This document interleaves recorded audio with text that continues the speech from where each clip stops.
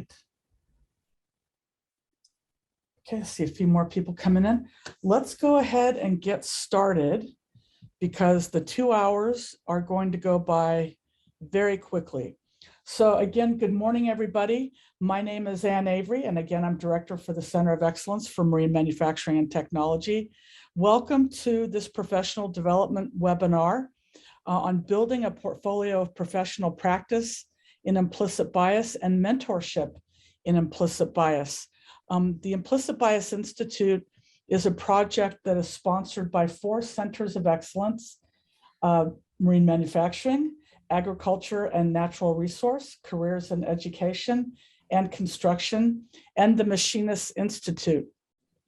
Last year, we started a very successful webinar series, and it continues this year. So we're really happy to bring today's professional development to you. I'm going to introduce our speakers, and then I'm going to go over the agenda with you very quickly before I turn it over to Dr. Cameron-Wedding.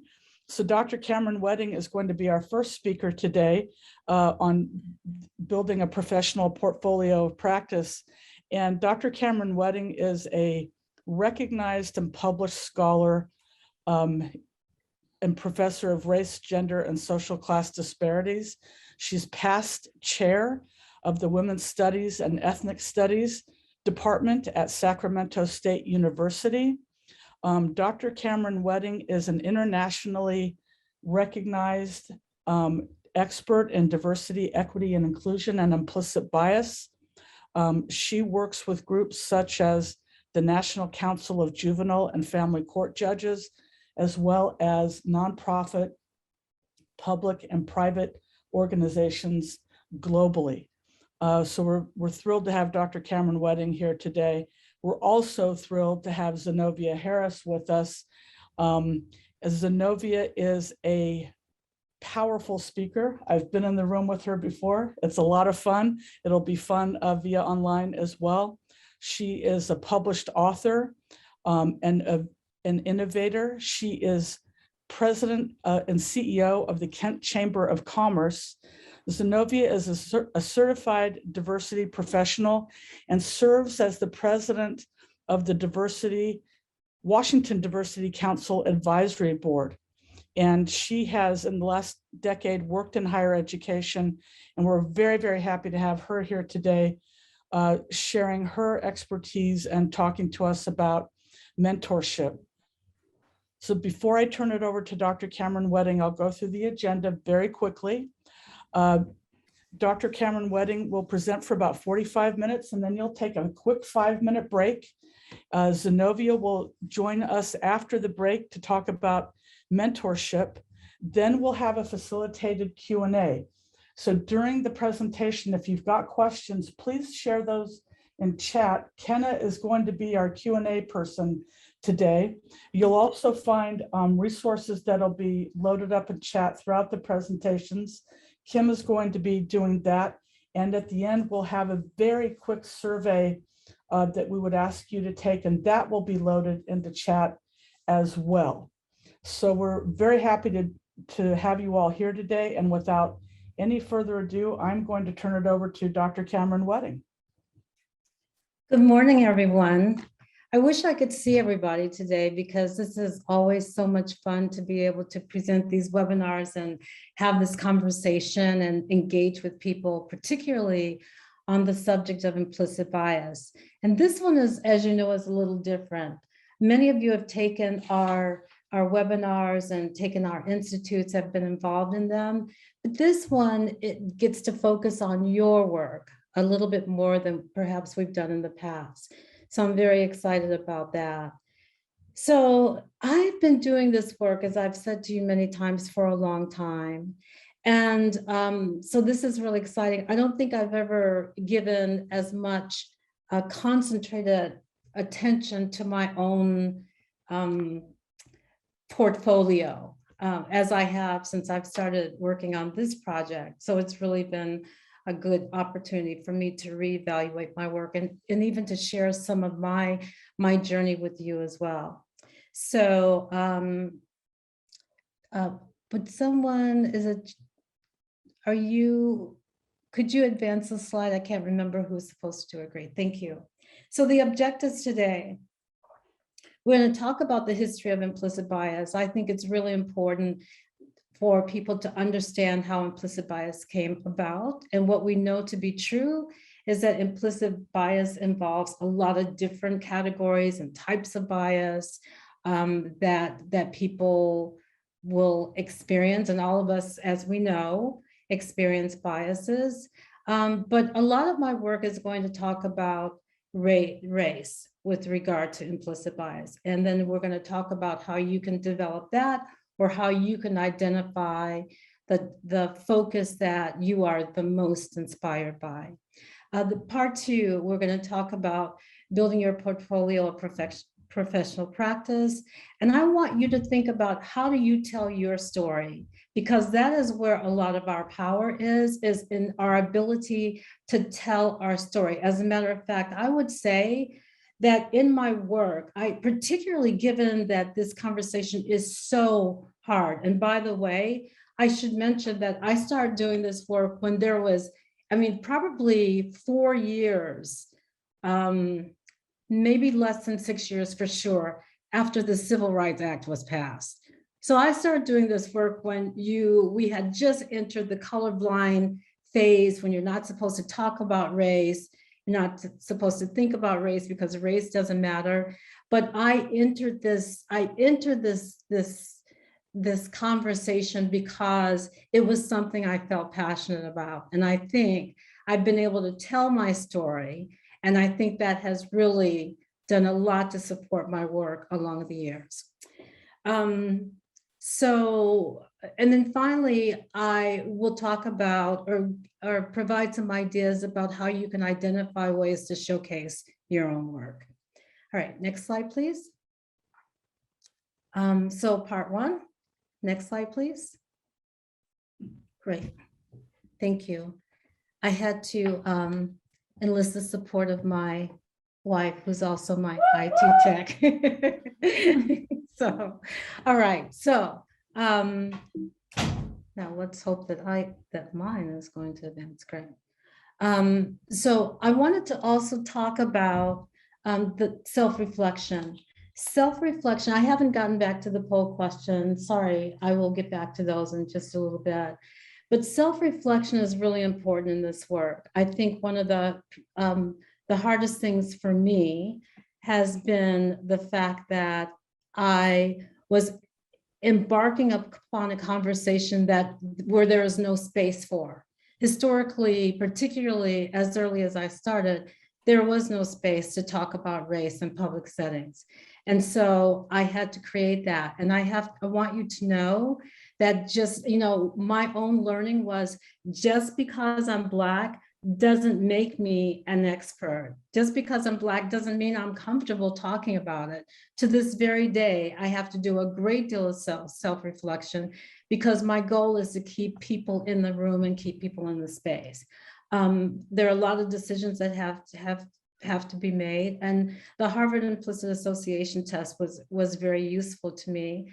And I chose to focus on implicit bias, I think in like 2005, and the work of Harvard Implicit Association test was still fairly new then, but I think it has really proven to be very useful and very successful. So continue to do your own self reflection every day. It's not like a one-time fits all. It means that we have to do this work every day in order to really accomplish our goals of making a difference in the world of reducing biases and improving outcomes for people.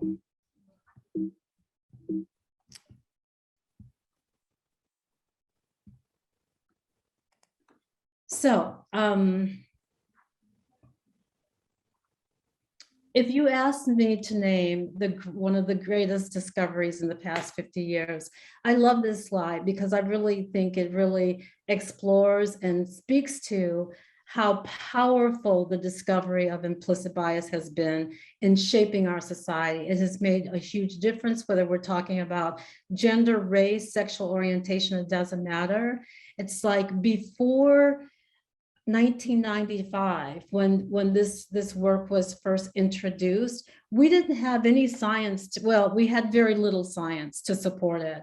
And now the science is out there. It has been vetted and it has been proven to be highly, highly reliable. So I'm very excited that we have access to this work of implicit bias. So implicit bias is not just about race, as we know, it's about many different categories, and you get to choose. You get to choose what you're most passionate about: gender, age, race, disabilities, religion. You get to choose. I chose race, and I chose race because I was living in a historical context in which I felt like much of my life was really dependent upon my ability to articulate or to share with people the importance of race. And I have provided and mentioned, I've done this work in many different countries, parts of the world, as well as many different states in the United States. And I remember once I was in China. I was actually in Hong Kong. I was presenting at the University of Hong Kong, and I was talking about stereotypes. And all of my students in the classroom were Chinese students, many of whom had never been to the United States. And I asked them, could you please tell me, what are the stereotypes you know about the 4 major race and ethnic groups in the United States, whether we're talking about indigenous Native people, African Americans, Asian Americans, or people who were Latinx people. And they were able, in particular, I was struck by the fact that they were able to recite every single racial stereotype about Black Americans that exists. And that told me something. It told me, considering that most of these students had never been to the United States, it told me that racism and racial biases can be one of America's greatest exports. And so we have to understand the importance of all these categories. And for me, it was important for me to understand the power of racism. But like I said, we've come a long way. We've seen historic decisions with regard to fair housing. The US Supreme Court referenced implicit bias in a ruling that allowed federal action against housing policies that would have had a disparate impact. We saw, I think, for the first time during Hillary Clinton's campaign, when she referenced the word implicit bias, and it made headlines because people were not talking about it very much. The other thing is, in California, we introduced about 2 years ago in California's Racial Justice Act. And basically this will allow, and this does allow, people who are convicted of a crime or who have been imprisoned for a crime, they can challenge whether or not there is implicit bias in the court ruling. And I had the opportunity to write one of the first declarations for that law. And it's a powerful law. So my point is that implicit bias, now that we have the science, it is taking us a long way in terms of achieving our goals of not only diversity and inclusion, but also opportunities for people in all categories. So why, given the success of implicit bias and the achievements that it has brought to our society, how it has improved the quality of life for so many people, why are so many people trying to ban it? And I would say that it's the idea of implicit bias is being marred and harmed by accusations of it being part of a critical race theory, which, by the way, I'm sure some of you have heard about critical race theory. I'm sure all of you have heard about critical race theory. And I just want to point out, particularly regardless of which of the categories you're going to focus on, understand that critical race theory is a ruse. That's not the real problem. The real problem is what we saw in 2020 and 2021, is that people realized there was a sensitivity towards understanding implicit bias, that people wanted to know what is happening, and how could they improve things. And there are, whether it's not comfortable for me to say this, but what's true is that not everyone wants equality and fairness. And so that's why we had color blindness, which was to suppress the public discourse on race. And now we have this ban on critical race theory and implicit bias, and any conversation that will bring about equality. So we need to know that we have to keep the conversations going, because this is our only opportunity to improve and achieve diversity, equity, and inclusion for our society. Education is the best way for us to do that. Hopefully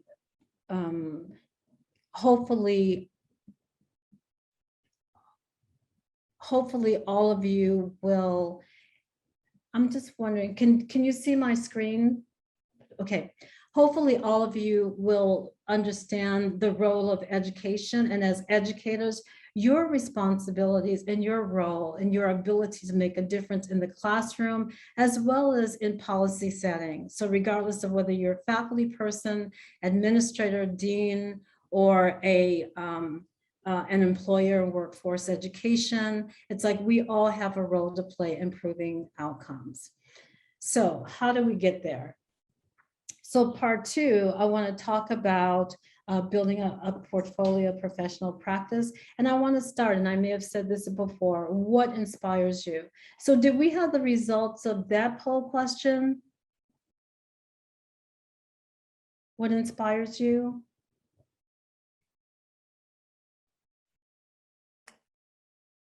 Yes, can you see that poll too? Yes. Okay. No, I don't see it.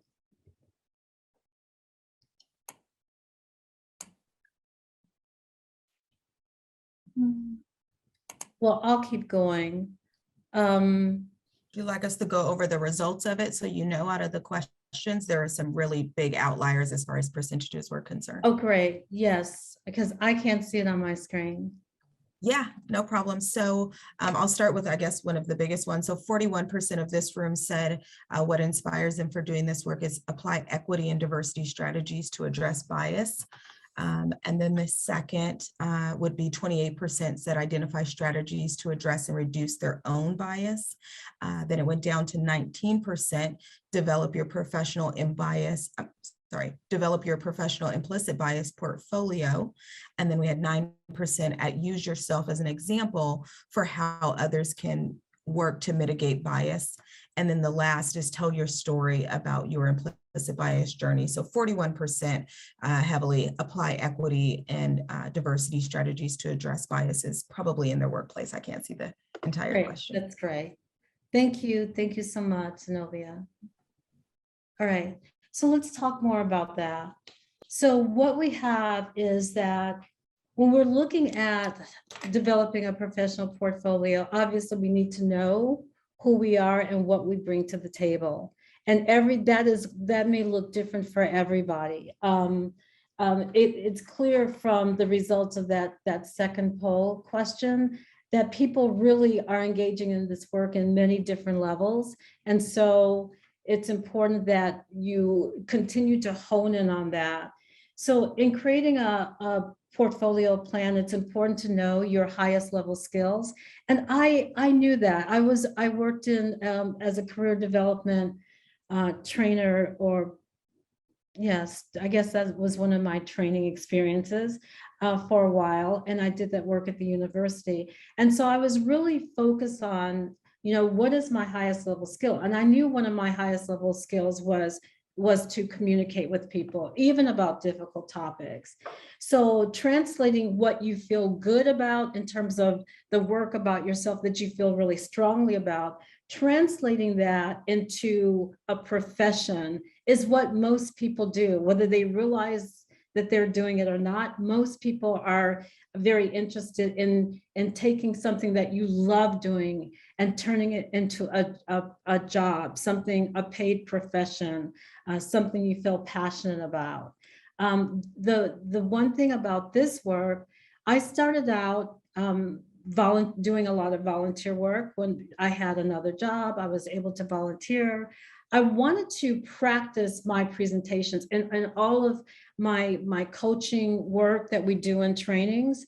I always have people do a capstone project, for example, so that they can practice teaching this work. It's a way that you can do it without feeling too uncomfortable, and you can actually develop a lot of skills and a lot of training, and also get the feedback from people that you're working with.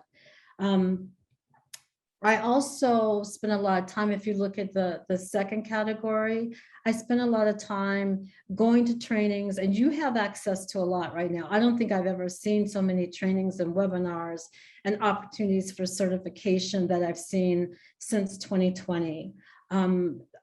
I've also done a lot, and I would encourage people. I always encourage people. I always encourage my students and others to join things, get involved. Boards, nonprofit organizations.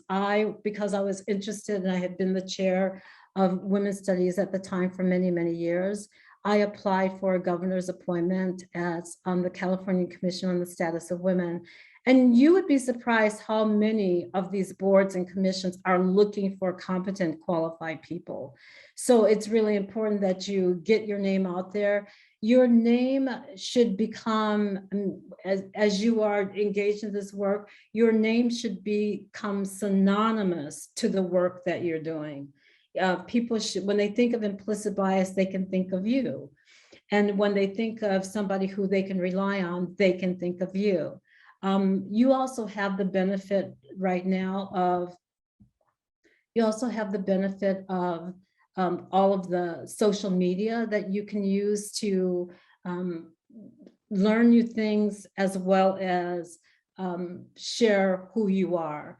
LinkedIn has a lot of programs that people can participate in. The Curran Institute on the Study of Race and Ethnicity. I have some slides at the end that I'm going to share with you. And a lot of these slides will take you to other resources that will help you expose you to more of this work. Also seeking out city or county, state leadership opportunities. Those are things that are always great, and they look really great on your resume. The last category is the last category is for you to, I can't see this. There you go. I talked about social media. The other thing I want to mention is that there's a great book called The Memo. I don't have it on my slide, on the slide deck, but I would also encourage you to check that book out, because that book talks a lot about networking, the importance of networking, and making your work known in your department, your field, at your college or university, and to a broad audience. So those things are very, very important. So tell your story, become your story, be self-reflective. All these things are really critical to your doing your work in this field. I also want to say this work is not easy. And I think one of the hardest things for me in my journey of doing this work, the hardest thing for me was standing in front of a room full of judges talking about implicit bias, particularly because my focus was race. So talking about it in front of judges who needed to say, it was their job to believe that they had been trained to believe that they didn't have any biases. And there are still many, many people who don't believe judges have biases, but of course we know that everyone does have some type of biases, and most of us have some kind of racial bias, including myself, which I have to work on constantly. That's where the self-reflection comes in.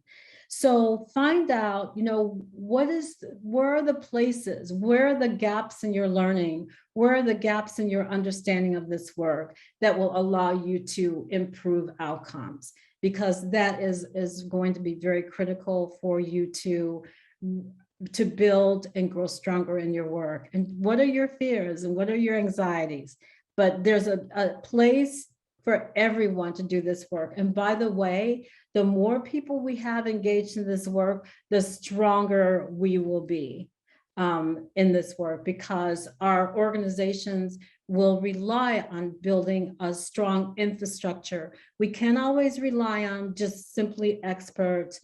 So some of you, many of you want to, and some of you are probably already experts in your area, but also your presence is going to expose everyone, even when you're not in a training capacity, just in terms of your ability to articulate this critical dialogue in conversations, in meetings. It's going to expose your organization to a new level of understanding of how implicit bias can impact decision-making. So I want to share these resources with you very quickly. And the first one I'm going to share, sorry, I'm trying to move this around. The first one I want to share is a privilege institute that's been going on for quite some time. It's called Feeling, Healing, and Belonging. It used to be called the White Privilege Conference. Now I think it's called the Privilege Institute. So that is happening actually in May. So I strongly encourage you to look into that if you're interested in that. And then, of course, here are some other resources that are available to you. Some of them I strongly recommend, particularly as you know, my work is focused on race. So a lot of these have to do with race, but they also have to do with diversity, equity, and inclusion as well. So lots of resources. Hope you find something that works for you. And thank you so much for your time.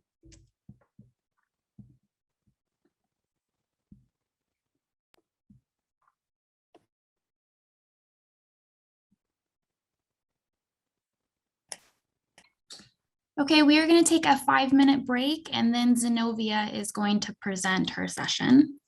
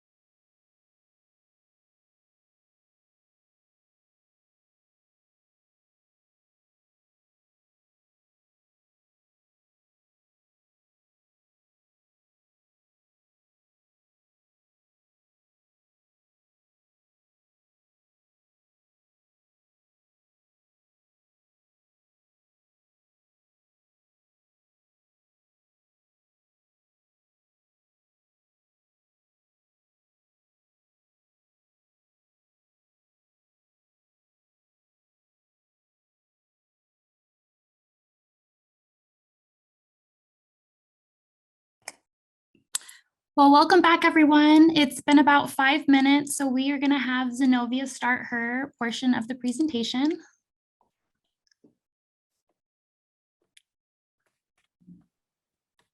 Great, wonderful. Can you hear me? Yes. Okay. All right. So good morning, everybody. My name is Zenovia Harris, and I am the Chief Equity Officer at Zenovia Harris Consulting Firm, which is my firm where we believe in DEI messaging, where practical application is the best method for enacting change related to DEI initiatives. And so if you've heard me speak before, you know that I kind of pride myself on allowing our participants to walk away today with something that they can do almost immediately to change DEI within their workplace or create more equity within their workplace. And so we all know that, bias is built into our systems, whether that's our educational system, whether that's our hiring systems. Biases are built into these systems, and it's not until we begin to make decisions that are unbiased that is going to unravel those disparities that really impact our underserved communities. And so I just want to make a note that I know Dr. Rita just kind of went over implicit bias, so I'm not going to beat that down. But what I will say is I do want to make the note that everyone has bias, and I'm okay with that. And a little bit later on, I'll kind of share some of my biases and how they show up in my ability to mentor or be a mentee. But I do want to make the note that when you are making a decision based on your bias, then that becomes a prejudice. And that is where we draw the line, or basically where I draw the line, right? So I'm aware that I have biases. I'm okay with those biases, but I try not to make those decisions based off those biases, because then that makes my decision-making prejudice. So I just wanted to kind of clear that up. Again, in this space, I'd like to just thank Anne and Kim for allowing me the opportunity to have access to their audience. I think that they've done a phenomenal job at putting together these institutes and bringing in speakers that are very relevant and timely, and also just great speakers. And then I do want to have this be a little bit interactive. And so I know we all don't have our cameras on, but I hope at some point you are able to join us in the chat. I just have a few questions just so that we can do an overview of who's in the room and making sure that the information I'm giving you is timely and relevant, and you can kind of walk away with something today. So thank you so much for being here, and I look forward to kind of going over this presentation with you. So the next thing real quick is just the agenda. Our time today is going to be very short, but I really want it to be interactive. And before I go over the agenda, I always like to say that we are in a safe space to grow and to learn. And so as a speaker, I understand that we have folks in the room coming to this conversation as a 1, and we have folks coming into this conversation as a 5. Myself even being a speaker, I'm not a 5 because I always learn something in these interactions, and I'm definitely okay with that. As Rita was talking, I was definitely writing information down in different resources to help me build my portfolio. So just a few norms for the room today. I always want you to speak from your perspective, not someone else's perspective. And this is a safe place to be honest. So if you are the outlier in any particular question, that does not make it bad. That just makes it that your experience is different than the other folks that are in this room. And so we are going to talk about the importance of mentorship and workforce development. We're also going to talk about bias in mentorship. I always think it's important to talk about the difference between mentorship and sponsorship. There's a huge difference, and one allows everyone in this room to be a sponsor. And then the last are just some best practices here as well. That's a really great question. I see in the chat that someone said, how do you know that this is a safe space? It is a safe space because, again, Rita and Anne has already told us there are a lot of folks that are in this room that have taken parts of this implicit bias training over the last couple of years. I also, as a presenter, will make sure that your voice is heard if you have a question. So safety to me seems like you can say something. I can validate what you're saying by statistics, by numbers, and then also just not allowing anyone to kind of beat you down. This presentation is recorded, and so I'll have to kind of lean on the presenters, or I'm sorry, lean on Kim or Ann as far as how far this information goes. But I deem it a safe space because answered. If I can't answer it today, I will make sure that we reach back out and get that answer for you. And then also, this is the beauty about being online. You can just change your name if you want to, and then you can put in the chat whatever you like. But again, I just deem it a safe space. And I think we are all here. There's a lot of things that we can be doing today other than being on this Zoom call with probably 45, 50 strangers. And so my heart tells me that everyone is here for the right reasons. And so for that reasons, I will deem it a safe space. All right. And so last, some best practices, we'll go over those as well. All right.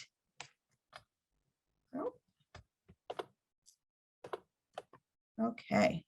So our time together, like I said, it's going to be brief, but it's definitely going to be productive. And I have the honor of talking about bias in mentorship. There's a lot of different ways that we can have this conversation, but today it's going to be a little bit more focused on you as a mentor and identifying biases that are going to keep you as a mentor safe and also keep your mentee safe. So if you can safely, I'd like for you all to close your eyes. I'm going to ask you a few questions, and I really just want you to imagine this as I'm telling you or I'm calling this out. So again, safely, if you can, just kind of close your eyes. And I want you to imagine that I can set you up with the perfect mentor. I can set you up with the perfect person that's going to help you move forward in your career, in your life, in your new career, in your education. I want you to picture that person. And so I also want you to picture what they look like, what title they have, how much money they're making, how much impact they have in the community. And I really want you to think about who that person is. And we all know what biases, they come in pretty quickly. So I want you to quickly think of who this person is. Now open your eyes. How many of you pictured a Black woman? How many of you pictured a student in your classroom? How many of you pictured a colleague that maybe has and I'm using air quotes for those that can't see me, a lower title or less impact in the organization? How many of you pictured a person of the opposite sex? Okay, so I'm asking those questions because I want you to understand how quickly our biases show up in everything that we do, even in who we choose to learn from and who we teach and how we teach them. And so I have a little poll question here, not in the poll, but in the chat. I just want you to put a number 1 if you have been a mentor in the past. Do you mean any kind of mentor or an implicit bias mentor? Any kind of mentor for anything. Good, great. Put a number 2 in the chat if you have been a mentee.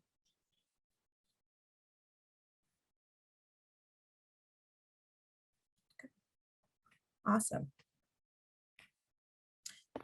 And tell me, because these should be successful relationships, right? So if you achieve success due to your mentorship.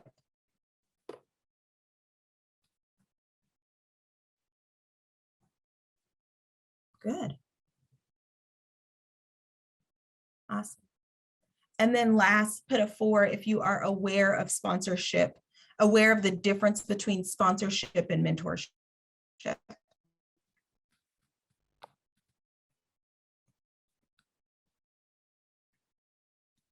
Awesome.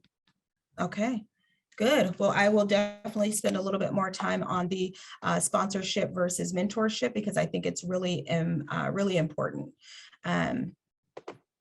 All right, so mentorship at its core, this is a great little graphic that I found online. I did not create this, but it really gives you a comprehensive definition of the roles and responsibilities of a mentor. And it helps with the psychological support that is necessary in order for a mentor-mentee relationship to thrive. And so number one, I want to talk about with mentoring, there needs to be goals. Those need to be both short-term and long-term goals. That's not something as the mentor that you come up with. That is something that you come up together with your mentee. So you definitely want to have a understanding of what those goals are supposed to be. Coaching is definitely necessary. And I'll say this because I've had a mentor and I've been a mentee. I've had both successful and unsuccessful experiences. And most of that came to the coaching piece and not choosing a mentor that had the ability, because of their teaching style, to be able to coach me through opportunities that I was going through, or experiences I was going through. Advice is definitely necessary. You are giving and lending your advice. And what that looks like is you're talking about things that work for you and things that do not work for you within your organization or whatever the field is that you're mentoring, especially when we're talking about workforce development. We're talking about even implicit bias. Those are two very specific or different disciplines. And so if you are mentoring someone about implicit bias and kind of how it shows up in your life, that advice is going to be critical. These are the things that worked for me, and these are the things that did not work for me. I always say this, and it is definitely true, that I have just a tidge of imposter syndrome. And so I'm constantly going into rooms and questioning, why am I in this room? Why am I speaking? Why am I given grace? Why am I having these opportunities? And that's because biases have really impacted my life, because folks have maybe assumed that I shouldn't be in a room, or assumed based on my education or lack thereof that I should have an opportunity. So one thing that I lean on for my mentor is motivation, less really the goals. I'm really good at writing down my goals. I take advice from everyone that I encounter, but it's that motivational piece. How do I, continue to go forward, even though there are, in my opinion and what I feel, folks that are rooting for me to fail. And so I'm looking for a mentor really to talk about that motivation or be able to motivate me. Direction. What does that look like? What direction are we going? And are we steadfast in that direction as a mentor?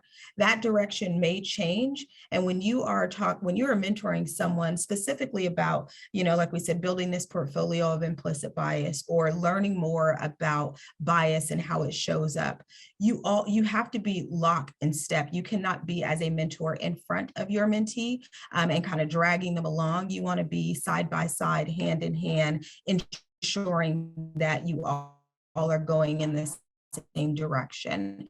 And when you're not, you need to be able to stop, clarify, give statistics, give data, whatever that looks like for both you and your mentor or your mentee, to be able to move forward. And then training. This is not something like Dr. Cameron said, this is just because I'm a Black woman and that doesn't make me an expert. It is my training. It is putting myself in different situations, putting myself in a place to learn and be open, no matter what that looks like. And so training is definitely necessary if you're going to mentor within this space.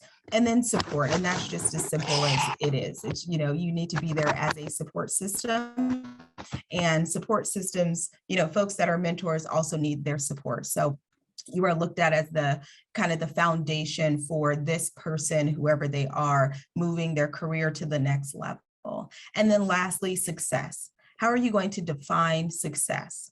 So in my mentor relationships, as you're writing out your goals, it may be, I want to be a better public speaker. I want to be able to have a variety of workshops that I can do on implicit bias or leadership and bias, right? what does that success look like? Does it look like that mentor has helped me facilitate a relationship with somewhere where I can give those workshops? Or does it look like creating those workshops? I mean, you really have to be specific and intentional. And I know that we have a lot of education folks in the room. Educators is what I was trying to say. We have a lot of educators in the room. And you know that when you give a student a goal and you tell them what success looks like, the outcome is going to be better, right? And so you have to look at it in that exact same way, that you have to be very specific about your goals. You have to be going in the same direction and at the pace that is beneficial to the mentee. And you are there to actually motivate, but to help you, you want to make sure that you have the training that you need in order to be successful. So again, there's some external development functions like career support, advocacy, coaching, facilitating exposure, all of those things. And again, at the end of this, there will be a resource sheet that we send out to help you kind of go over all this information. Again, we only have about 45 minutes today. All right. So now,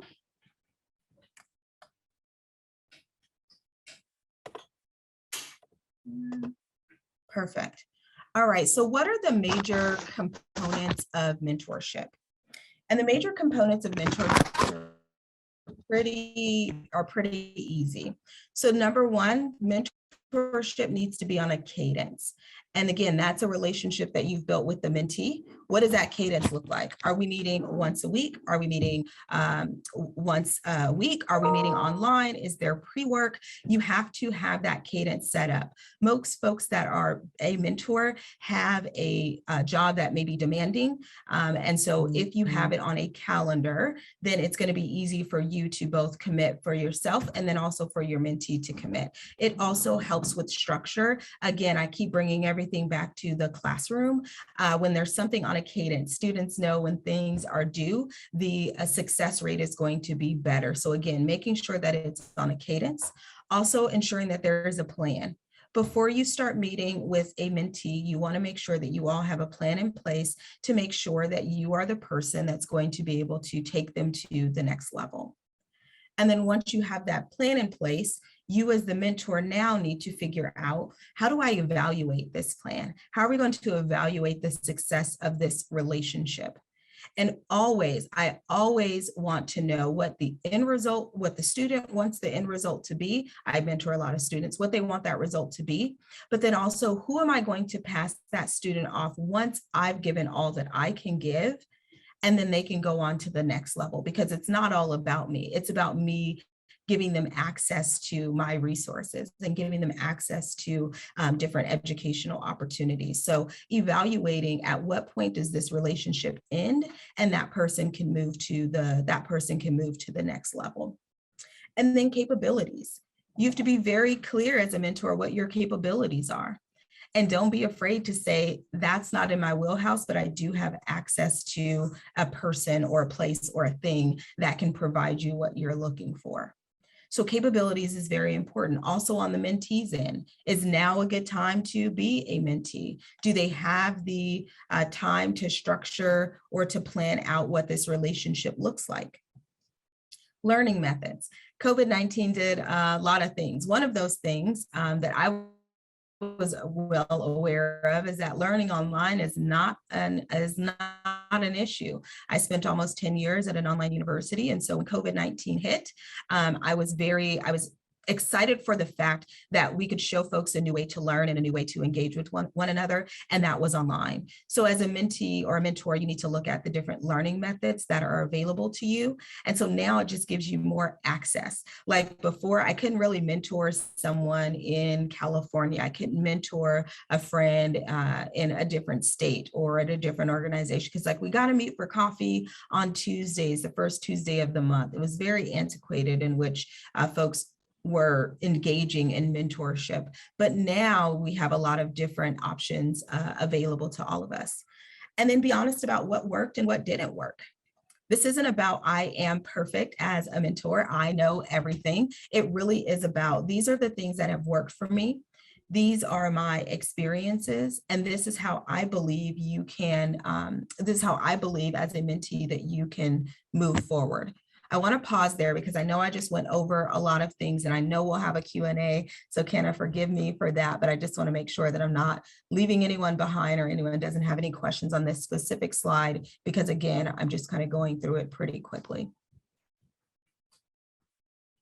Okay. So all of these elements of mentorship, what they really do is for us to seek to understand and to appreciate our differences. And so biases are going to show up in these different relationships different relationships that we have. And the experiences, again, this is why in the very beginning I asked you, do you picture a student of yours? Could you imagine asking a student to be a mentor and you are a faculty member? That might be difficult for some of us to do. So it's very important that you kind of take away, and again, I have a slide for this, but you take away those biases that you have as it relates to who you can learn from and how you will learn. Awesome.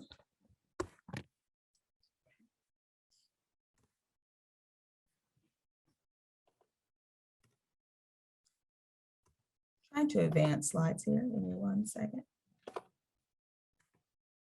Okay. All right. So then here are some best practices. And these best practices are related to your mentorship. So number one, the best practice is to define the relationship. Define, I mean, write down for both you and your mentee to see what does this relationship look like? And when does this relationship end? Define the relationship so much so that you know exactly what you are as a mentor supposed to be doing for that person. Again, if I'm going to a mentor relationship, it's less about access. I have a good amount of access based on my job function. So I think Rita mentioned this in the beginning, that I'm also the CEO of the Kent Chamber of Commerce. And so by that title, you would think that I have a lot of access, and which I do, but I don't have access to the things that I want. I don't have access to the people who are going to help me move my career forward as it relates to implicit bias. So I would be very intentional with my mentor in regards to defining the relationship and what it is or who it is that they could give me access to. That goes to exposure opportunities. And I wrote it down. Rita talked about it a little bit earlier, is the boards and commissions and different things that you'll use to build your portfolio. But honestly, those are different ways to get yourself exposure. And those are the mentors that you want to seek out as well. So it may be that, you know, in the past you heard you mentor someone that's in your office. A lot of organizations, especially our larger organizations, they have programs that allow you to tap into mentorships at higher levels. But what if you don't want to be in that position anymore? You don't want to be in that organization and you want to do something in a different field.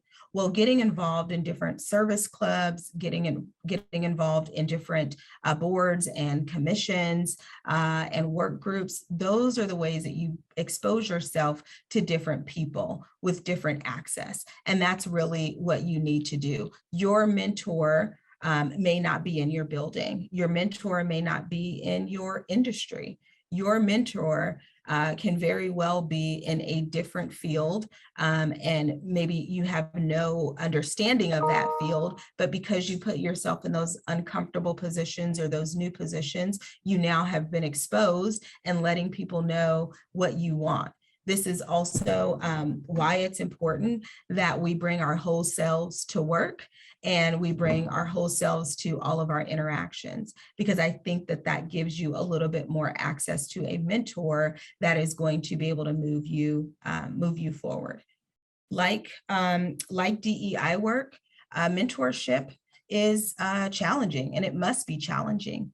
I get bored really quickly. So if something isn't challenging, I actually don't thrive in that don't thrive in that environment, but it's going to be challenging, and that's okay, because the mentorship is for both of you to grow. Not everyone knows everything. And so again, when you're talking about bias, you're thinking about being a mentor, that you are on this kind of higher level, right? But what you really are is just a person who has a little bit more experience in something, but that doesn't mean that your mentor couldn't bring something to you. So it's going to be challenging for your mindset to kind of shift as a mentee, or I'm sorry, as a mentor, that you should be open to learning from your mentee for sure. And that is going to be challenging because of the biases that we have are related to this, this relationship.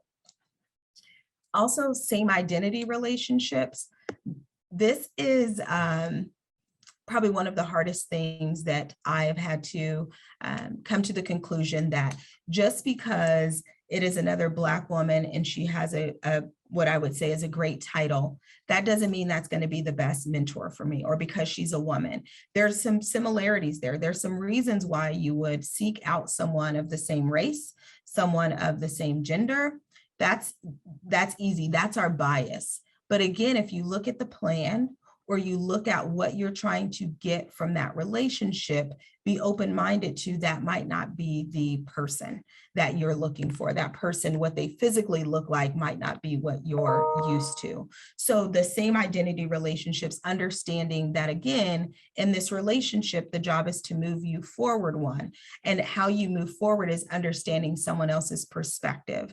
What I mean by that, if I'm mentored by a woman, most of her interactions have been, and I'm talking, let me be specific, I'm talking a cisgender woman, and I'm a cisgender woman. So our interactions in the workplace may be the same.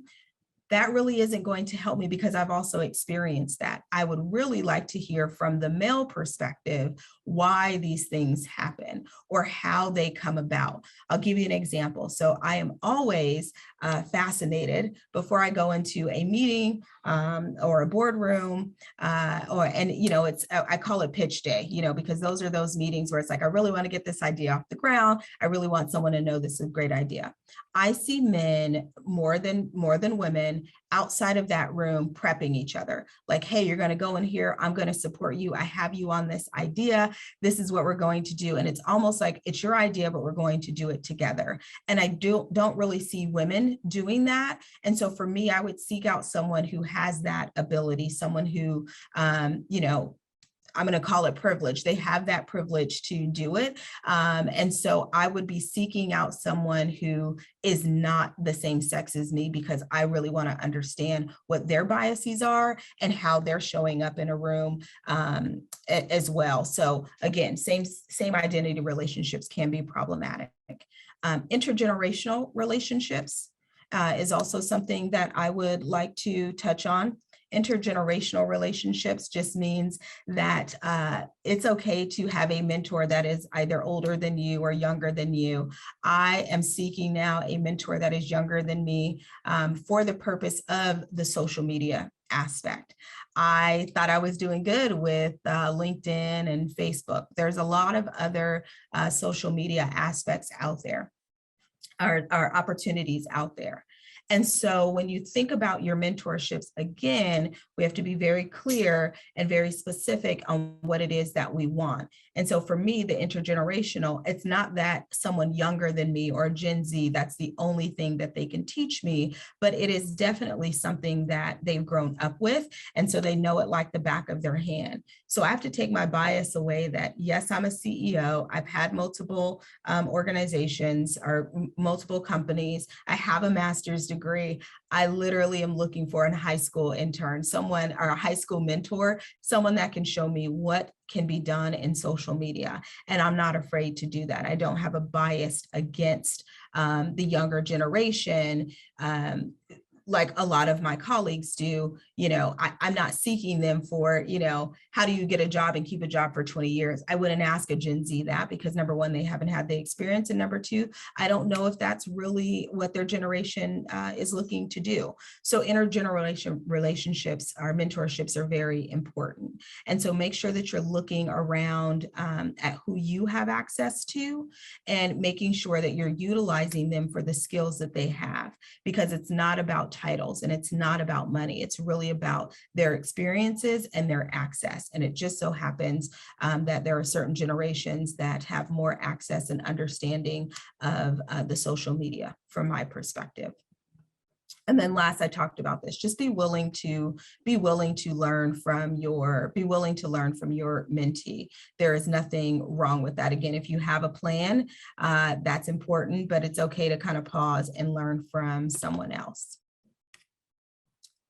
So how do you find a mentor? And I'm going to take it back, because I feel like I've been all over the place. I'm going to take it back to someone that can help you with implicit bias. I just want to make a few statements here that you definitely do not want to seek out the only person, and I'll put this with race, the only Black person in your organization to mentor you on bias, to have those conversations. The reason is that person is more than likely always tapped for their experience or understanding. I have been the only Black person in many situations, and it's almost as if I'm asked to be the spokesperson for that community, when in fact I'm not the spokesperson for that community, because my experiences have been different. My experiences have been different because of the educational path that I've taken, or the career path that I've taken, or my fearlessness to lead my own companies or start up my own companies and be a salesperson. I'm just a different person. And so I just want to make a note that when you're looking for a mentor, as it relates to implicit bias, be very sure that you're not leaning on the only Black person in that organization. And if you are, and you've had a genuine relationship with them, that's different. But you can't come up to me and say, you know what, Zenovia, I really want to learn more about implicit bias. Do you mind mentoring me? Because I'm really trying to build my portfolio. And, I ask, well, why me? Well, you're the only Black person that works here. So I know it's probably different for you than it is for me. You don't want to do that. So other ways that you can find a mentor would be to put your pride aside. And what I mean by that is you cannot judge someone based on their title, based on what you think success looks like in their life. And so just because you're learning from someone, let's say you have a PhD, it's okay to learn from someone who has a bachelor's degree or an associate's degree or no degree at all, right? So it's okay, but in order for you to find the best mentor for yourself, you are going to have to put your pride aside and also put your biases aside as it relates to that particular subset of people that you're looking at or goals that you need. The next one is be open. Be open to a different relationship, be open to a different way of thinking, and be open to your experiences, and their experiences are going to be different.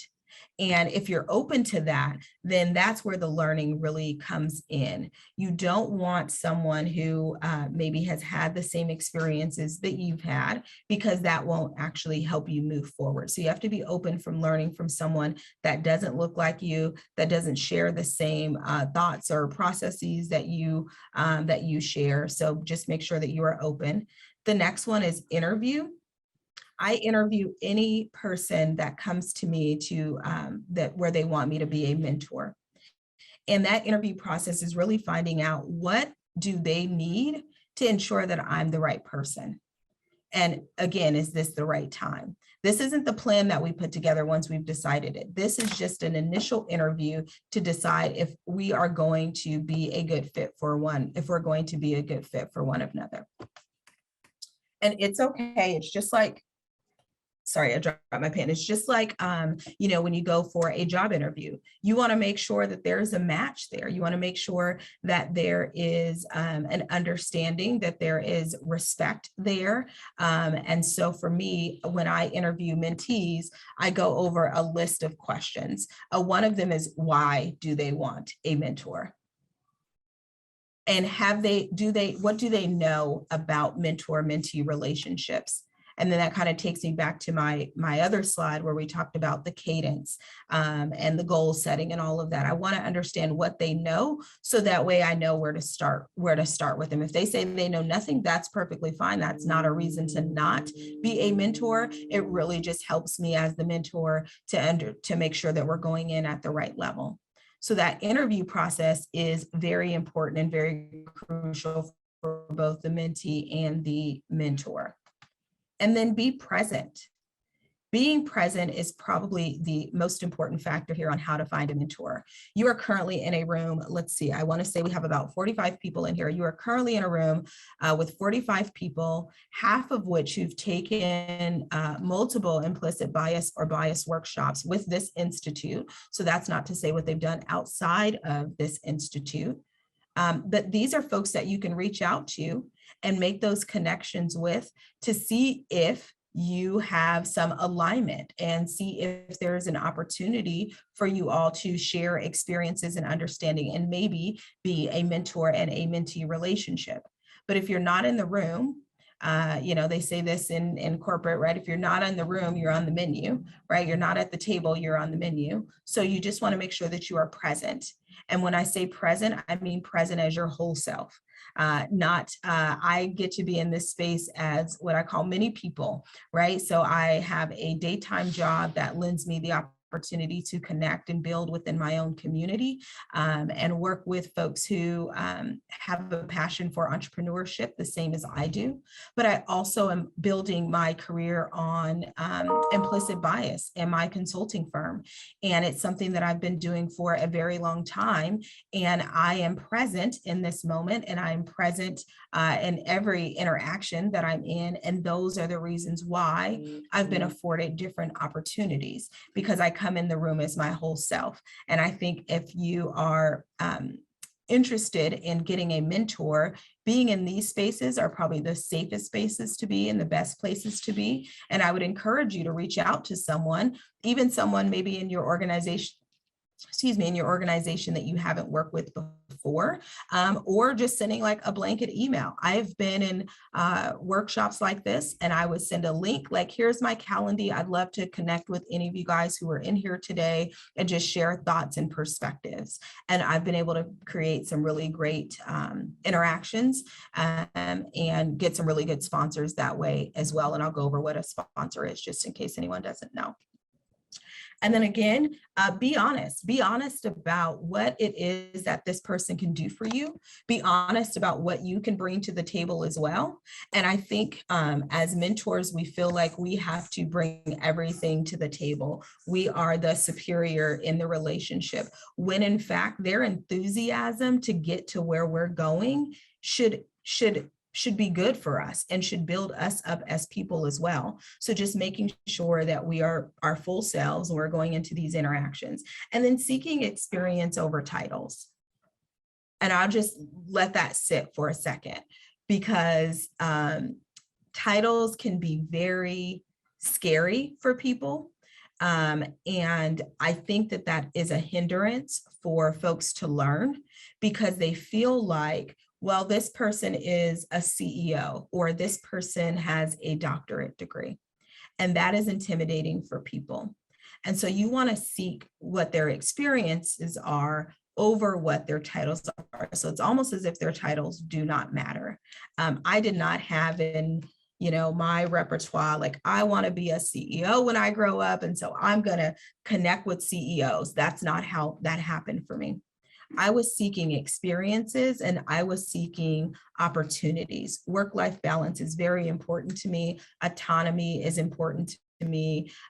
Being able to make clear, concise decisions are important to me. So I found people in my life that I could attach myself to that gave me those same opportunities.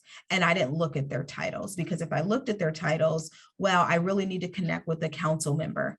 I wouldn't have been able to do that at 20, 25, probably even 30 years old, because I didn't have a tidge of imposter syndrome at 30. I had a lot of imposter syndrome at 30 years old. So again, when you're seeking someone, take their title out of it and maybe seek just what their experience is and how they can bring you full circle into a room. So next, we're going to go.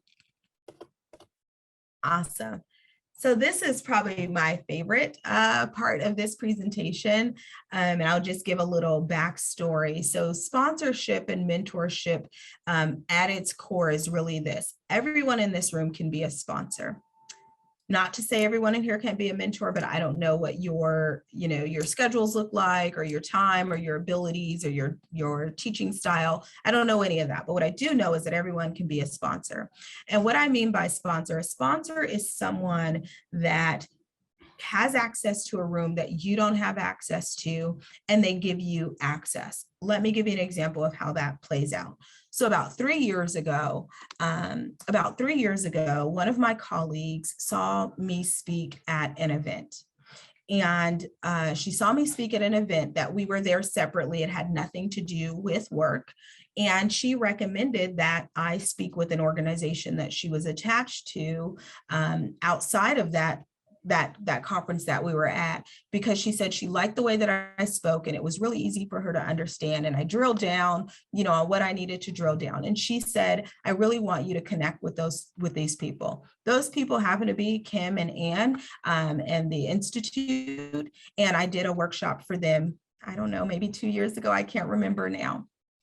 But I say all that to say, it wasn't that me and that person, we had a mentor relationship in their job or in our plan. It was to get me any speaking engagements. It was her sponsorship, because she saw me as the whole person. She knew what I did for work, and she knew that I also had a passion for DEI and implicit bias. And so what she did is she gave me access to a room that I would have otherwise not had access to.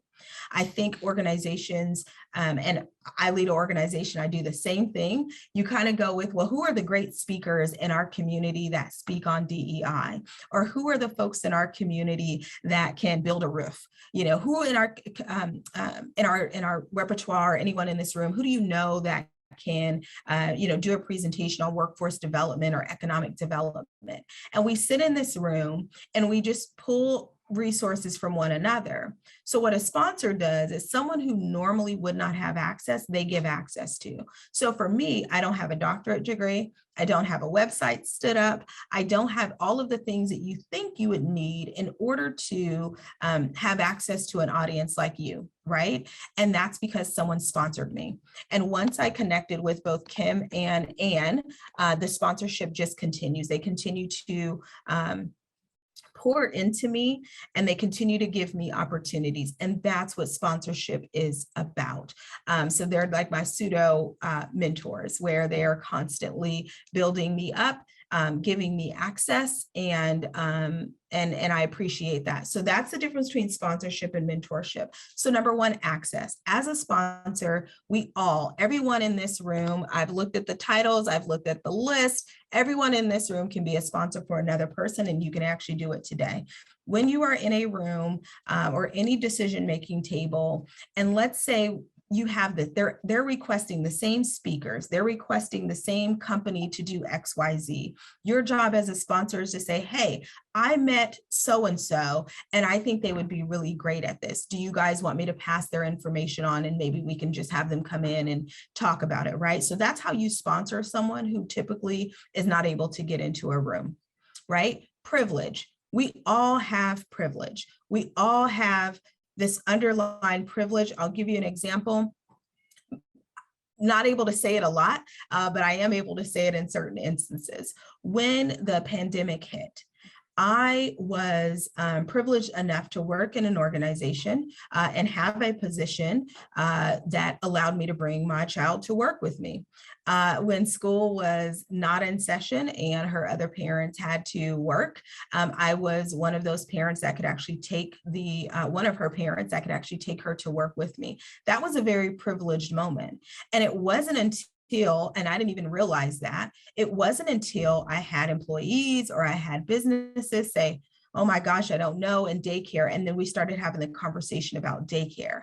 And I thought, oh my goodness, this is definitely, I'm speaking from a place of privilege because not everyone can do that. And so your job, when you have privilege, your job is to give someone else access, right? And so I had this privilege. So I thought, well, I better start getting on the phone and talking and looking at daycare centers and talking to folks about how you build these little cohorts and, let's work with your schedule, right? We have 5 moms that need to be at work at 8 o'clock in the morning. They're off at 5. And then we've got our evening moms. Are we going to do some sort of swap? Are we going to meet someone's house and help with online learning? I mean, really, it just activated me to make sure that my privilege was being used for the greater good. And I think that's all, it's a whole nother presentation, but I think that's all what we're supposed to do with our privilege is we're supposed to figure out how do we give that privilege to other people and allow them to have access. Another thing about sponsorship versus mentorship is I think in mentorship relationships, I have, and I'll speak for myself, I've been in a position where I want to appear smarter than I am. And so I don't really bring my whole self and I don't talk about the things that I really struggle with at my core because I don't want the mentor to feel like they are, and this is all in the past, I don't want the mentor to feel like they're my counselor. I don't want them to feel like it's too much of a commitment. And so I wasn't bringing my whole self. In order for someone to sponsor you, you have to bring your whole self into a situation, even if it is something like Zenovia. I know nothing about implicit bias. I know nothing about, this critical race theory, or I know nothing about anything, right? My job is to say, oh, great. Well, guess what? Now I have access to these wonderful free workshops put on by the Institute. And now you can have access through me. But because if they didn't bring their whole selves and they didn't tell me that they were having an issue, then I wouldn't be able to sponsor them. I know that there are a few folks in this room that based on my relationship with the Institute, I gave them access to this room. Otherwise, they wouldn't because they're not in education. They're not part of any of the, excellence centers. And so again, sponsorship is really allowing people to bring their whole selves and then giving access to the person that we don't see every day, to the person that you're not able to be on a daily basis, right? And so there's no time commitment either. This is what's different between sponsorship and mentorship. Mentorship should be on a cadence. There should be a significant amount of time put into this relationship to ensure that the goals are met. And so time commitment, there is no time commitment. It really is about giving access and saying, hey, what about Zenovia? What about Dr. Cameron? What about Kim? It's really no time commitment. It's you going out on a limb and saying, this is the way that we typically do things. And this is maybe something that we can change as an organization to do.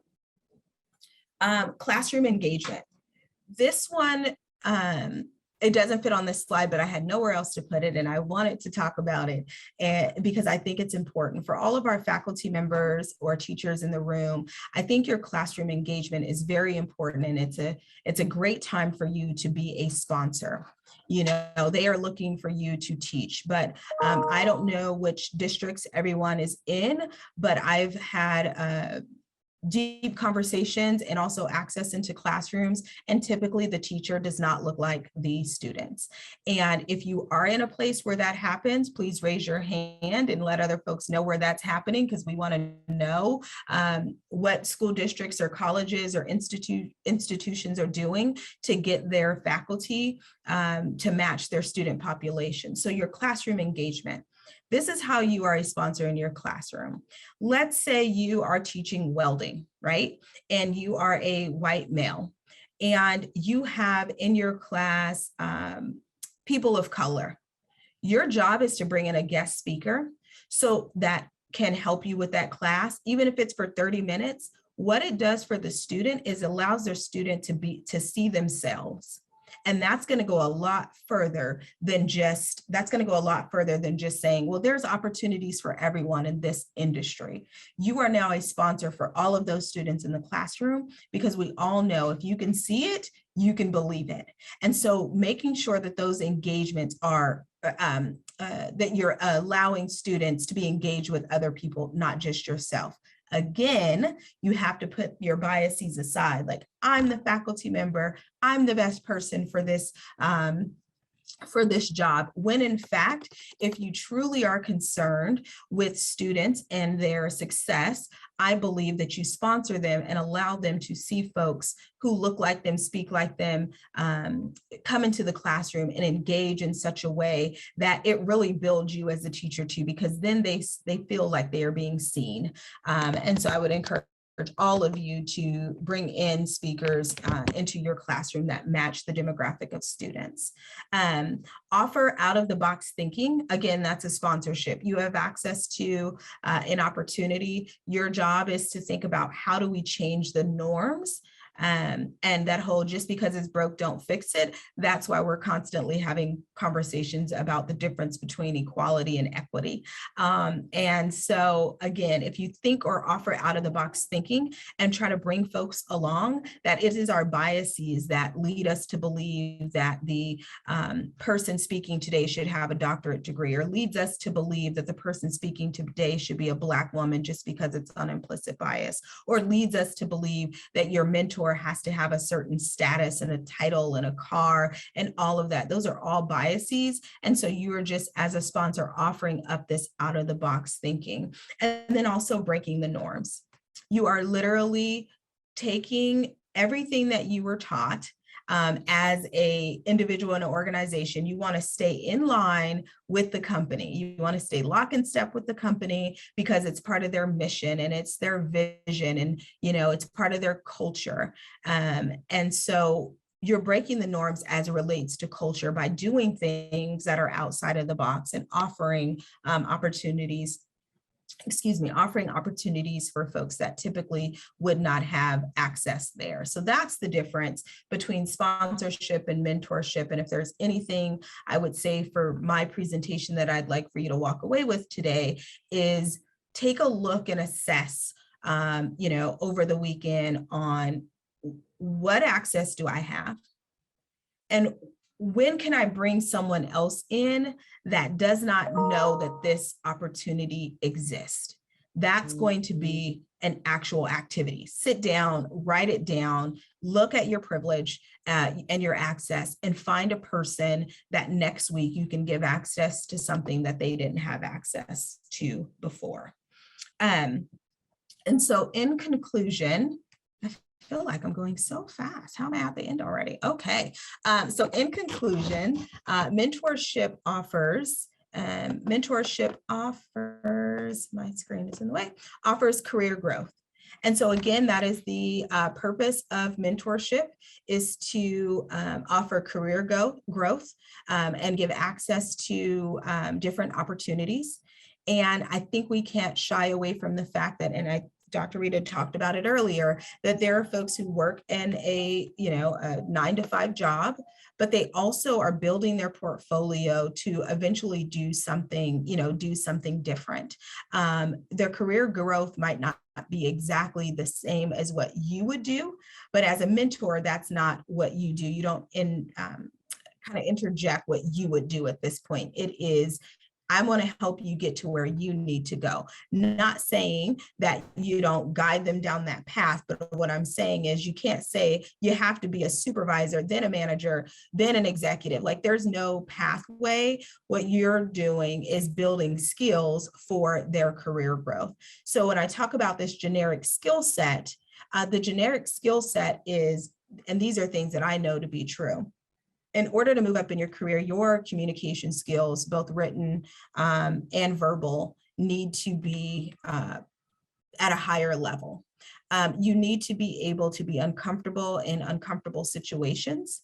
There needs to be some level of confidence that you have in order to move your career or business forward. And so with these generic skill sets, what it's doing is kind of offering collaboration with this person or maybe another person. So if you're not a good public speaker and you know that this is going to be important for this particular mentee, your job again is to give them access to someone who can help them with that, because you want to send your mentee out as their whole selves and give them everything that they've asked for in the plan. And sometimes that plan does not include you, but it includes your network. And I call it your personal board of directors. We each have our own personal board of directors that help us all make decisions, or maybe you call them your go-to crew. I'm not sure what you call them, but there are certain people in your life that you call on and say, hey, I'm having this issue. Can you assist? That is the same thing for your mentor-mentee relationship. You want to make sure that you're giving them access there and offer collaboration with other folks.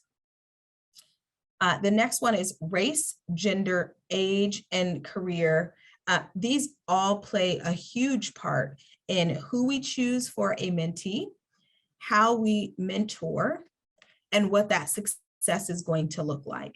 And so you have to take all of those things off of the table and make sure that you're exploring the experience as a whole. So again, you want to make sure that the race, age, and the gender doesn't matter. Your career interest, it matters, but again, it depends on where your mentee is going. So let your biases or put your biases aside. And I think that would make for a better mentor-mentee relationship. Sponsorship versus mentorship. If you are able to be a mentor, that is great. But if not, the best thing that you can do is be a sponsor for someone. And last but not least, it's a hard relationship, but it is a valuable relationship. And so I would just offer that you get comfortable with being uncomfortable. And that is the end of my presentation.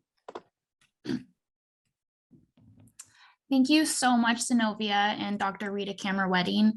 We are going to pivot over to Q&A now, so feel free to post any questions you have in the chat. We do have one question so far, and this is for Dr. Rita Cameron-Wedding. Jennifer Johnson asked, is it your opinion that it's better to be focused rather than generalist in implicit bias?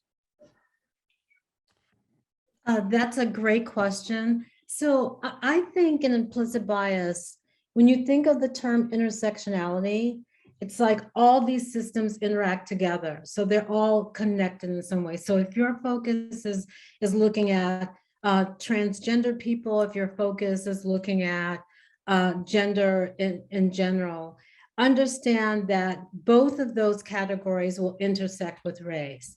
And so while you might have a specialty in implicit bias that focuses on race, or you might have a specialty that focuses on transgender people, but you have to understand the impact of race on transgender people. So I think both of those things apply, and I think it's important that we continue to develop and hone our talents and skills. And I don't have an expertise in everything, quite honestly, and I've been doing this work for a long time. But I do what I do. I try to develop my skill strengths in the areas that I'm most comfortable with, and I know about the others. And even though I've taught in disciplines that address a lot of these issues, it doesn't mean that I'm going to become an expert in everything. Thank you. Thank you both.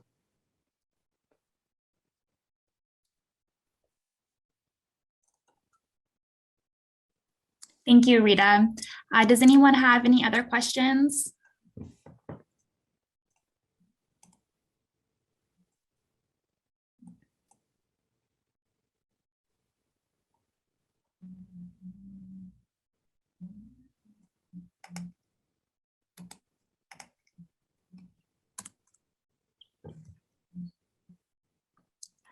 Okay, I did put a post survey link in the chat if everyone could fill that out. And we are going to be sending a link to this recording out to everybody and a link to all of the resources that were shared. I am going to leave the chat open for a little bit longer if any more questions come in. We do have about 15 more minutes available.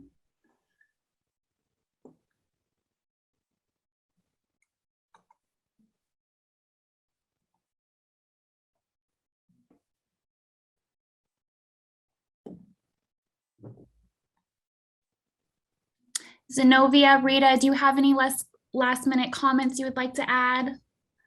Well, I have a quick question for Zenovia. As a young Black woman, could you speak to us about the work that you've done that has led you to your work as a CEO in your own company? I think that would be would be very interesting for me to know, and I'm sure others would like to know that as well. What was that? What I've done? Yeah. What is your pathway to where you are now? Yeah. So I would have to start a little, further back. So, well, I'm not going to say my age, but I'm just going to start back, right? So I did not take the traditional educational route. I actually didn't go to college until I was 29 is when I started my bachelor's degree program. And the reason for that is because I just didn't grow up in a place where education for me was most important. What was most important for me was getting out on my own, being able to make my own decisions. And so I didn't take that traditional route. What happened though during that time is that I found out that I was really good at sales and I was really good at communication and being able to listen to other people and have a lot of empathy and sympathy for folks. And so I took my career as a call center, worked at a call center, and I was managing in a call center. And then I went to college. Again, when I was 29, I went to college, and it just so happens that my advisor was having some issues, and I was trying to walk my own advisor, my college advisor, through some of her issues. And she said, you know what, Zenovia, I really feel like, you would be a great advisor at the college. And I thought, well, I don't know about that. I'm not that smart. I just started college. I don't know if I could do that job. And she goes, but it's just the way that you communicate and talk to people, right? And so I did that job and I had that job. Then fast forward to where I am now. So in my tenure at the university, I was not sure where I wanted my career to be. And I had so many access to so many students that I was like, well, there has to be more out there for Zenovia. And so I started to, my manager at the time asked me, what is it that you want to do? I said, I'm really interested in race and equity. Because in the seat that I'm sitting in as a student, I saw a lot of our Black and Brown students come in and get student loans and have absolutely no idea how they were going to pay them back, when they were going to pay them back. The fact that it was a loan, I mean, it just was mind blowing. And I said, I don't know if we as an institution are really set up to support them. And so I need some outside help. And so my manager paid for me to be certified as a DEI professional and sent me away to school. And then I started to work within the Pacific Northwest Diversity Council, which is out of Houston, but I was running the organization here in Western Washington and Oregon. And I just I literally fell in love with it. And then I all of a sudden had these goggles on where I was looking at everything with an equity lens. And I thought, well, everybody should do this. Everybody should be looking at every situation with these goggles on and think about, well, I'm making this decision and this is how it affects other people. Now I was on the opposite end of that. How come I wasn't getting the jobs that I wanted? How come I didn't go to college before? Like I didn't have a mentor. I didn't have access. And so again, I had these glasses on. And when I put these glasses on, I thought equity is probably our biggest problem in society. And how do I now take these glasses and start to just pass them out and give them to people? And then I'll tell you one quick story. So when the opportunity came for me to apply for the CEO position at the chamber, I had that moment. I said, how dare you, Zenovia, go from a manager to a CEO of a 72-year-old institution? You are just not that bright. But what I did is I tapped into my resources and I tapped into what I call my personal board of directors, women and men in my life. And I'm like, listen, I want to do this, but I'm scared. And then, like any good steward, I did my research on chambers and, chambers of commerce, and they just started letting women in 10 years ago. So I was like, oh my goodness gracious, this is going to be an uphill battle. And then I did further research and I realized that the only other Black person that was leading a chamber in my state was a former mayor. So then I thought, oh, they really don't. Not only do they just start letting women, but they definitely don't want a young Black woman that doesn't have what I thought the credentials needed to be, because the only person I see doing the job was a former mayor. So I just felt like I wasn't qualified. But it wasn't until I did what I think we all should do, is lean on someone else. And then I started to make my phone calls. I want to do this, but I'm scared. What do I do? And they obviously had the glasses on. They're like, look, Zenovia, these are the things that you've done. You are positioned right now to be on the same ticket as Barack Obama via your relationship with the National Diversity Council. There's something to be said about that.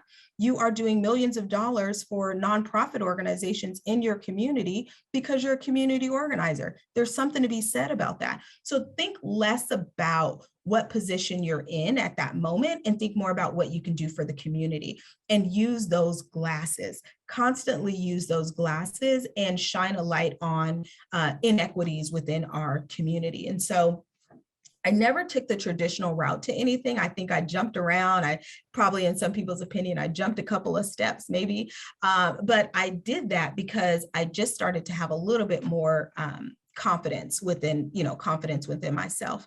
And I attached myself to people. I've attached myself to Rita without knowing. I've followed her when I, had the opportunity to hear her speak with this institute. And so, I'm a non-traditional person, and I believe that everyone has something that you can learn from and lean on.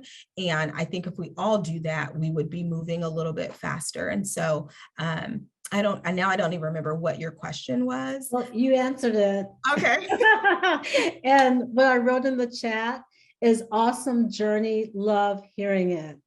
So this is what you just talked about, is the point of our whole presentation, is that there's a space and a place in this for everyone. You may not know it yet, but once you start this journey, it's like, and you identify the right people. Thank you so much also for your presentation. Knowing the right people, being the right person as a mentor, knowing the right people who can sponsor you can take you such a long way. So great. Thank you so much for answering my question. Yeah, thank you.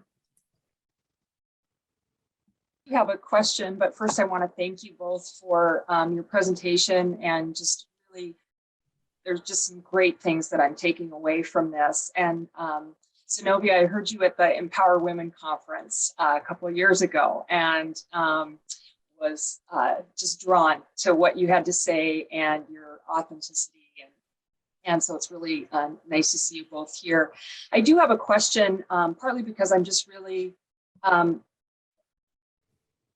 I'm actually kind of surprised by the thought that you've brought to my mind, as far as everyone has a place for this. And I've often stepped back and kept myself out of the forefront of this, because I really think that as a white cisgender woman, I've been at the forefront of so much in my voice being heard, and that it's really my responsibility to step back and listen and learn. And I'm curious your thought on it, because I see myself having a role in bringing awareness about implicit bias and being part of that. I think we can all, it's obvious from what you're saying in this talk today about everyone having a role to play in educating others. I'm curious, in your experience, or as far as what you think is ideal, do you see the best way to educate and bring awareness is with individually, or as like a group of diverse people who can speak from different perspectives? how do you see that being the most effective and one that's going to ways that are going to make it more likely to be heard and acted on? Does that make sense? Kind of. Yes. I can start. I think allyship is the only way we can get to our destination. I mean, we have to have, everyone has to be at the table. Everyone has an investment in the outcome of this huge endeavor and project that we call diversity, equity, and inclusion. I think there's a space and a place for everyone. I happen to be married to a woman who is a white woman, and who nobody would, when we're together in public spaces, nobody would ever think that we belong to each other, because there's 20 years difference. She's 20 years younger. She's blonde. She weighs barely 105 pounds. And I mean, all of those differences, but she understands, and we met because she understood. She could talk about race. We had those fundamental conversations, and she is my absolute best supporter. And we work on just about, she runs equity for a state agency. And this is the work that we do. And thank God that she's sitting at that table, because to date, she has brought in more women of color into a department of almost 75,000 people than ever before in history. So I'm super excited that she's there, and she's able to teach people who look like her and help them understand differently. So everybody has a place, and we all have a responsibility. So thank you so much for asking the question, Liz, because this is not the work that people should do in isolation. I do think sometimes it's harder, because sometimes some people do feel like, this is a voice that, the people of color, the historically disenfranchised people, should take center stage. I think there might be certain situations where that might be true, but I think in general, the work that you do in your world and your institution is opening the doors for a lot of people. Thank you. I love the mention of responsibility too, because I think it's all our responsibility, and some more, even more so than others. I absolutely agree. Thank you. Yeah, I'm nothing additional. And I would agree that we all have a place in this, but keeping in mind that it's not to be easy. We can say it over and over and over again. It's really going to take a lot of work. So I wouldn't expect to see a lot of change really fast, depending on your level of impact, but I wouldn't expect to see something change really quickly as it relates to a system. But what I can see is that you can look at a student, you can look at the folks around you in the room, and you can see that what you're doing is making a difference, even if it's for one person, right? Supporting that person in the room that, this happens all the time, and I don't know why it keeps happening. And I tell people when I go in, please don't piggyback off what I'm saying, and don't take my ideas, like just have your own thoughts, right? So in a room where you say something, or a man says something, or, maybe a higher up says it, and now it's a great idea, but the person starts there. I think it starts with you saying, okay, I think I just heard Dana say that. And so let's give Dana her credit for that, right? Because now, guess what?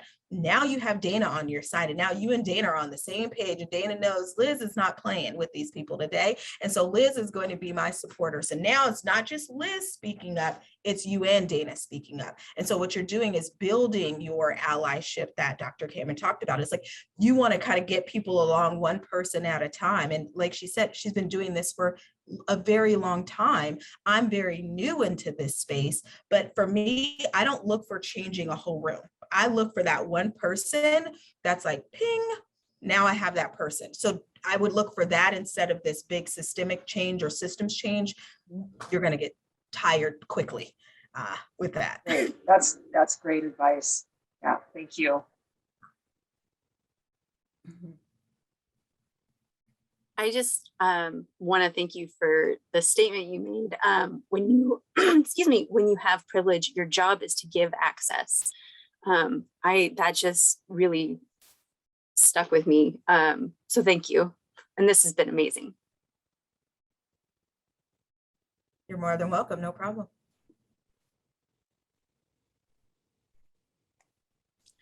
Okay, thank you everyone for your questions and comments, and thank you Zenovia and Dr. Rita Cameron-Wedding. I just wanted to say that we will be sending out a link to this webinar and then all of the links as well. And with that, we will give everyone an extra 5 minutes to their day. Again, thank you all.